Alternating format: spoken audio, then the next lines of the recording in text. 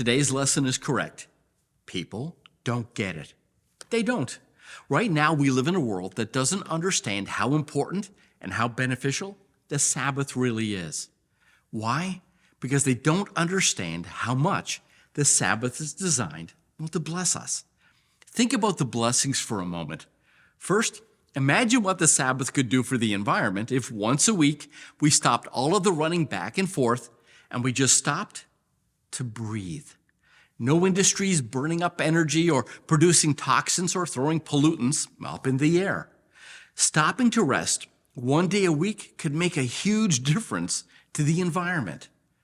Imagine what it could do for our healthcare system if people just stopped and rested once a week. Just take a day off and decompress, let go of the stress, and get away from the rat race. Imagine what a day of worship, prayer, and meditation could do for the mind and the body. Or what an hour or two of communing with God out in nature could do for a person's mental or emotional health. Think about what the Sabbath could do for families.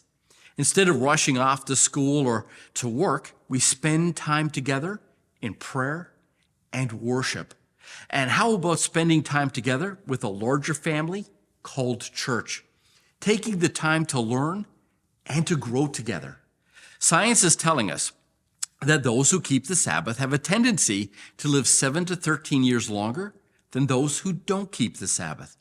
You see what I mean? When I say, when it comes to the Sabbath, people simply don't get it. They simply don't understand that God created the Sabbath as something that would add value to our life. But there is something else they don't get, that all around them a war is raging. And whether they know it or not, or they believe it or not, there is an enemy out there who wants their worship and their allegiance. Satan doesn't care how he gets your worship, as long as he gets it.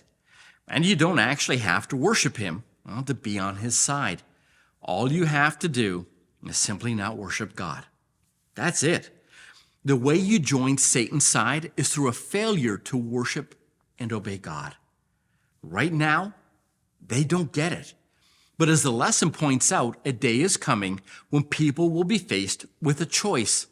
A day is coming when people will have to make a very clear decision.